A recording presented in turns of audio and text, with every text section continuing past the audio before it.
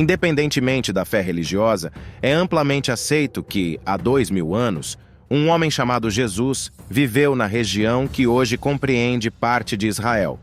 Ele era um judeu dissidente que, eventualmente, liderou um grupo de seguidores, causando desconforto ao Império Romano. Às vésperas da Páscoa judaica, Jesus foi condenado, torturado e crucificado, uma forma comum de pena capital na época. Após sua morte, seus ensinamentos foram disseminados por seguidores, marcando o início do mito, da religião e da teologia. Essa transição foi facilitada, em grande parte, pelo apóstolo Paulo, um prolífico escritor da época, pioneiro da igreja cristã e autor de muitos textos que agora fazem parte da Bíblia. Na década de 50 do primeiro século, aproximadamente 20 anos após a morte de Jesus, Paulo produziu 7 cartas cujos escritos resistiram ao teste do tempo. Nessas cartas, reparamos que há uma mudança de enfoque. Paulo não mais trabalha com o Jesus histórico, ele trabalha com o Jesus da fé. Diante desse contexto, a conclusão inicial é que, excluindo a influência religiosa associada à figura de Jesus, ele foi, essencialmente, um indivíduo condenado por motivos políticos. O Jesus histórico experimentou uma morte de natureza política. Religião e política estão intrinsecamente interligadas, especialmente ao lidar com uma liderança popular. É impossível dissociar as experiências de Jesus como algo estritamente político ou estritamente religioso. As fronteiras entre esses aspectos são bastante fluidas. Isso se revela fundamental para compreender tanto o movimento de Jesus enquanto ele estava vivo, quanto o movimento subsequente após sua morte, com as pregações dos primeiros seguidores. Paixão e morte. A morte por crucificação, cujo simbolismo acabou por se entrelaçar com a própria religiosidade cristã, não era um evento incomum naquela época. A crucificação era a forma de pena de morte adotada pelos romanos desde o ano 217 a.C., destinada a escravos e a todos que não eram cidadãos do império. Era um método de tortura tão cruel e humilhante que não se restringia aos cidadãos romanos. Antes da crucificação, os condenados eram submetidos a açoites, infligidos por meio de vários instrumentos, dependendo da origem e da posição social dos acusados. A crucificação não foi uma invenção romana, mas estava amplamente difundida no Império Romano. Tornou-se uma prática rotineira nos territórios que hoje denominamos como Israel. Cerca de 40 anos após a morte de Jesus, durante a tomada de Jerusalém, milhares de judeus foram crucificados. Os evangelhos também se dedicam a relatar as últimas horas de Jesus, oferecendo detalhes sobre o seu sofrimento durante esse período. Segundo as Escrituras Sagradas, ele teria passado por diferentes instâncias de julgamento, enfrentando certa hesitação por parte das autoridades. Isso se deve ao fato de que, conforme os relatos, Jesus teria sido executado na antevéspera da Páscoa judaica.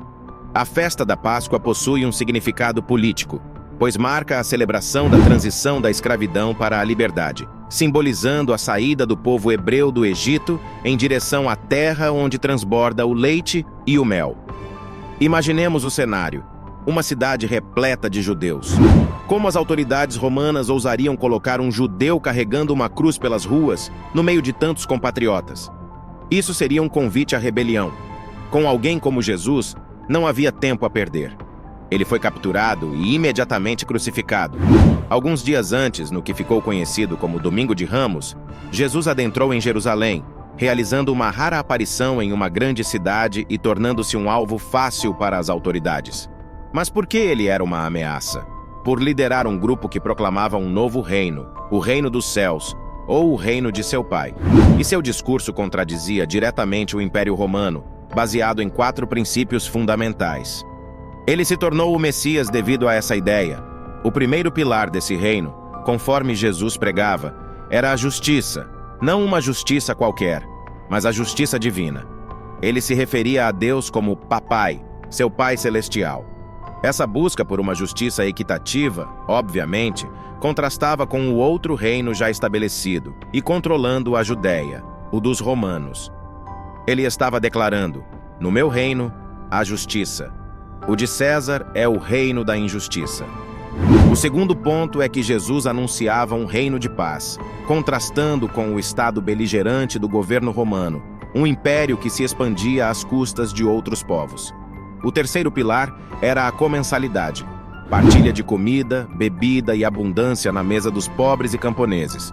O grupo que seguia Jesus ouvia suas pregações e, de alguma forma, achava fascinante o que ele propunha. Por fim, Jesus falava de um reino de igualdade, com a participação plena de todos. O ministério de Jesus é para homens e mulheres iguais. O essencial é que, nesses discursos, política, religião, economia, sociedade, tudo isso se integrava em um programa messiânico. Não estava claro onde a política começava e a religião terminava, nem onde a religião acabava e as questões sociais começavam. Tudo estava interconectado. Jesus morreu por causa de um reino, o reino de Deus. Esse é o movimento de Jesus com Jesus. Na geração seguinte, o movimento de Jesus sem Jesus reinterpretou sua morte como um sacrifício, atribuindo-lhe uma dimensão estritamente religiosa. As autoridades romanas na região já estavam monitorando os movimentos de Jesus e encontraram a oportunidade ideal quando ele decidiu entrar em Jerusalém. Ao vê-lo causando tumulto no templo às vésperas da Páscoa, com a cidade cheia de judeus vindos de diversas regiões, pensaram: precisamos prendê-lo e crucificá-lo rapidamente.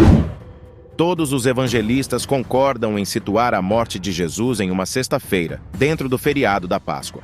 A execução por crucificação na Roma antiga oferecia uma brutalidade singular, sendo uma das 3 formas de aplicar a pena capital na época.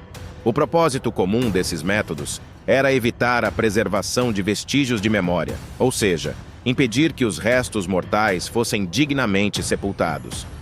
Os circos romanos eram geralmente reservados para condenados por crimes como assassinato, parricídio, delitos contra o Estado e estupros.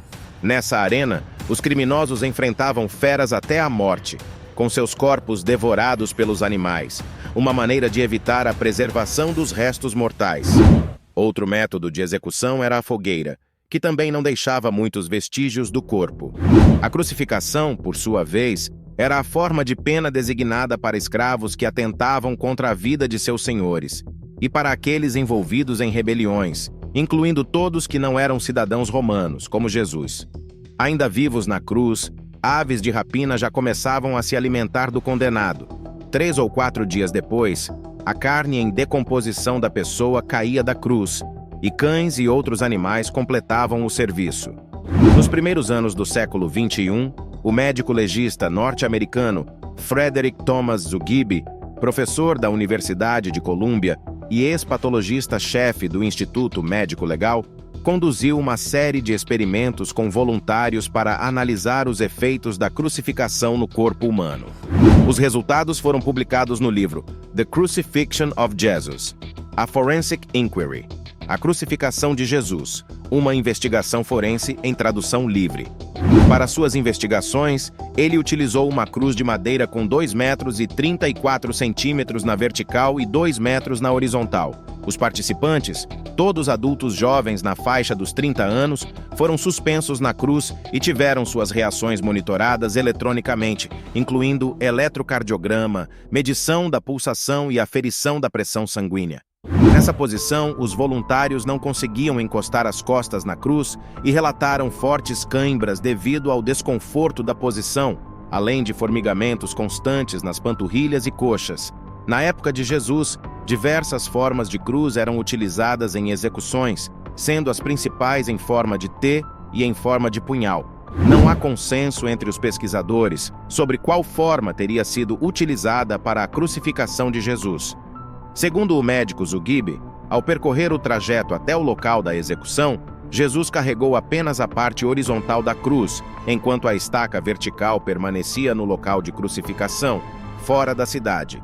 Essa conclusão foi baseada no peso aproximado de 22 quilos da parte horizontal, tornando impraticável o transporte de ambas as partes, cujo total atingiria entre 80 a 90 quilos, ao longo de uma caminhada extensa, estimada em 8 quilômetros de acordo com seus estudos.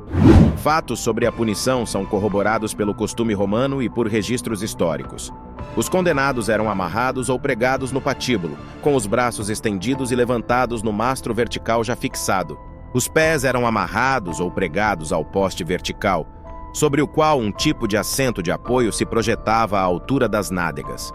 A morte era lenta, extremamente lenta, acompanhada por um sofrimento agonizante. A vítima, suspensa a não mais que meio metro do solo, ficava completamente nua e podia permanecer pendurada por horas, se não dias, sofrendo com espasmos de dor, náuseas e a incapacidade de respirar corretamente, já que o sangue mal conseguia fluir para os membros tensos até o ponto da exaustão. Um consenso praticamente unânime entre os pesquisadores é que os pregos eram cravados nos pulsos e não nas palmas das mãos, devido à estrutura óssea, que resultaria em lacerações sob o peso do corpo. A anatomia das mãos e a ausência de ossos significativos impossibilitariam o suporte de um peso tão grande e a carne das mãos seria dilacerada. Zugibe concluiu que os pregos tinham 12,5 centímetros de comprimento. Embora defenda que Jesus tenha sido pregado nas mãos, ele sugere que tenha sido um pouco abaixo do polegar. Já na cruz, os pés de Jesus teriam sido fixados com pregos, de acordo com Zugibe, um ao lado do outro, e não sobrepostos como muitas representações imaginam. Essas perfurações, atingindo nervos cruciais, causariam dores insuportáveis e contínuas. Quanto ao tempo de morte nessas circunstâncias, os estudiosos dizem que ocorreria devido à cãibra, que atrofiaria os músculos, levando à morte por falta de ar, acompanhada de dores intensas em todo o corpo. Ferrara, por sua vez, sustenta a hipótese de que Jesus morreu por infarto do miocárdio, resultante do esforço exaustivo. Por meio de seus experimentos, Zugibe analisou as 3 hipóteses mais aceitas para a morte de Jesus: asfixia, ataque cardíaco e choque hemorrágico. Ele concluiu que Jesus teve parada cardíaca devido à hipovolemia, uma diminuição significativa do volume sanguíneo após toda a tortura e horas crucificado. Teria morrido, assim, de choque hemorrágico. A morte na cruz é um extremo de violência física. A duração dependia das condições físicas do crucificado. Se a tortura anterior fosse intensa, poderia acelerar sua morte. Ferrara acredita que a agonia de Jesus não tenha ultrapassado algumas horas, talvez até menos de 2, provavelmente devido à enorme perda de sangue decorrente da flagelação. Torturas. Se os romanos viam o condenado à morte na cruz como pertencente à escória, um indivíduo não cidadão considerado criminoso e proveniente dos estratos sociais mais baixos, é razoável presumir que os algozes não hesitavam em sujeitar essas pessoas a diversas formas de agressões. Nesse contexto, utilizava-se um instrumento de tortura específico conhecido como azorrague, que era um tipo de chicote. No caso de Jesus, Ferrara acredita que tenha sido utilizado um com bolas de metal com pontas feitas de osso, capaz de rasgar a pele e arrancar pedaços de carne. Justamente por ele ser um criminoso de baixa classe social e de origem não nobre, no caso um judeu de pequena província oriental do Império. Segundo as investigações conduzidas pelo médico Zugibe, o chicote empregado para flagelar Jesus era constituído por 3 tiras. Os condenados dessa maneira geralmente eram submetidos a 39 golpes com esse instrumento. Na prática, isso equivalia a 117 chibatadas, dado que as pontas do chicote eram feitas de osso de carneiro, tornando-as objetos perfurocortantes. Isso, segundo explicações do médico, resultaria em tremores e até desmaios, e um quadro de hemorragias intensas, danos no fígado e no baço, e acúmulo de sangue e líquidos nos pulmões. Durante o percurso em direção ao local da crucificação, não existiam restrições para as torturas infligidas. Os indivíduos eram brutalmente espancados, ridicularizados e sujeitos a uma violência intensa. Segundo relatos bíblicos, em um gesto sarcástico, uma coroa de espinhos teria sido pressionada na cabeça de Jesus. Zugibe buscava identificar a planta usada para confeccionar a coroa mencionada. Após entrevistar botânicos e especialistas em biomas do Oriente Médio, chegou a 2 possíveis espécies capazes de fornecer espinhos suficientemente grandes. Obtendo as sementes, ele mesmo cultivou as árvores e, posteriormente, as examinou. A conclusão foi que os ramos utilizados pertenciam a uma árvore conhecida como espinheiro de Cristo sírio. De acordo com o médico legista, os ferimentos causados por esses espinhos na cabeça seriam capazes não apenas de provocar intenso sangramento na face e no couro cabeludo, mas também de atingir nervos na região, causando dores intensas. Sepultamento. Os estudiosos argumentam que a crucificação de Jesus, ao contrário do que é narrado na Bíblia, teria ocorrido longe de testemunhas oculares, precisamente para evitar uma possível revolta da população sendo conduzida de maneira rápida. Contrariando o relato religioso, eles sugerem que não houve sepultamento de Jesus, nem a preservação de seus restos mortais. Segundo os eruditos, os crucificados não eram enterrados. Permaneciam na cruz enquanto ainda estavam vivos, atraindo aves de rapina que, cientes de sua imobilidade, se alimentavam de seus olhos, nariz e bochechas. Eles explicam: o corpo ficava ali pendurado por alguns dias, 4, 5 dias, e a carne começava a apodrecer, caindo. Cães e outros animais se aproveitavam dos restos humanos como banquete. O pesquisador ressalta que, historicamente, não existem registros de cemitérios ou ossadas de milhares de escravos crucificados na época. Ele conclui: historicamente, os crucificados não eram enterrados. Teologicamente, claro, Jesus precisava ser enterrado, para depois ressuscitar. Caros espectadores, ao explorarmos a trajetória de Jesus há 2000 anos, é fundamental salientar que nossa investigação se baseia em ciência, costumes da época e análises históricas, não sendo direcionada por afiliações religiosas.